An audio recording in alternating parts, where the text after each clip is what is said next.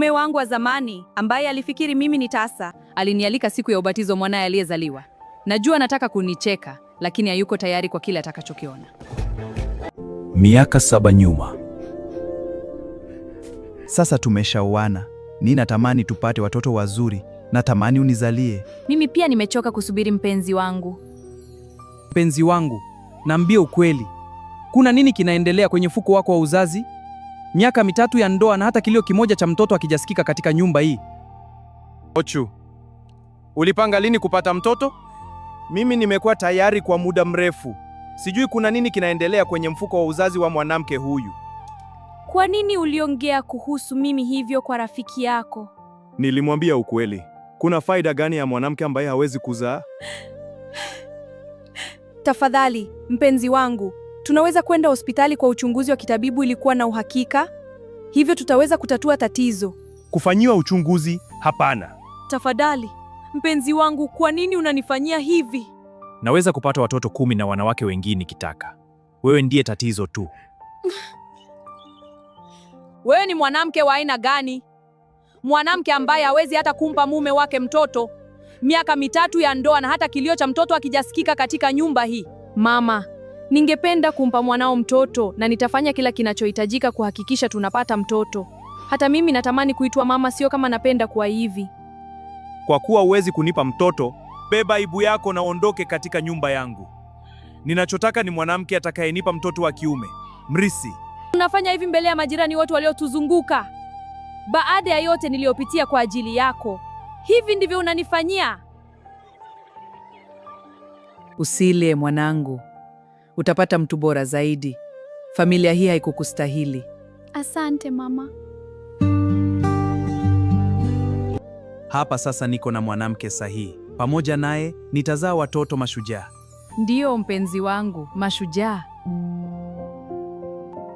Miaka 6 mbele. Maisha yangu sasa yako mikononi kwangu. Sasa nimeajiriwa kama msaidizi katika kampuni.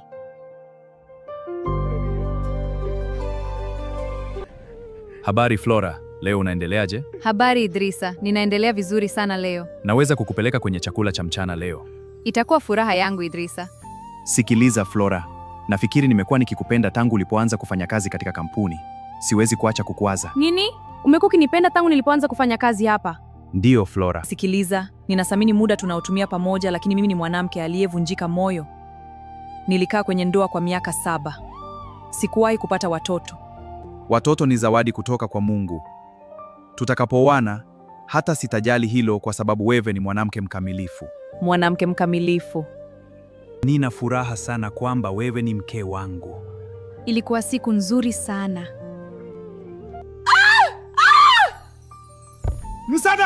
Msaada, wanisaidie! Madam, nafikiri unahitaji kupumzika kwa sababu na ujauzito wa watoto 3. Mungu wangu, watoto 3? Watoto 3. Ndio, hongera. Mimi ndiye mwanaume mwenye furaha zaidi duniani ukiwa upande wangu. Mimi pia. Mpenzi wangu, hatimaye tuko hapa katika nyumba yetu mpya. Nyumba yetu mpya! Nyumba yetu mpya! Ni nani anayegonga kengele ya mlango saa 1 asubuhi? Habari za jioni. Je, wewe ni Bi Flora? Ndiyo, ni mimi. Huu mwaliko ni wako. Asante. Ni mwaliko kutoka kwa mume wangu wa zamani, anaitwa Ochu. Najua amenialika ili kunizalilisha, kwa kuwa sasa ana mtoto. Wakati mwingine mwache Mungu aitwe Mungu. Hatuamini akigundua una watoto 3. Utaenda kwenye ubatizo na kuonyesha kwamba wewe ni mwanamke imara kwa sasa. Asante kwa ruhusa mume wangu. Ndio mpenzi. Kama nilivyosema tangu mwanzo, kilichohitajika tu ni kupata mwanamke mzuri ambaye anaweza kunizalia mtoto wa kiume.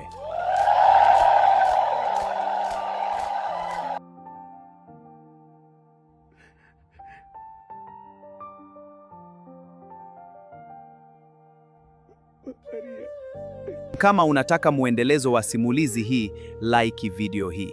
Ni follow na ukomenti next. Nitapost muendelezo kama utakomenti next.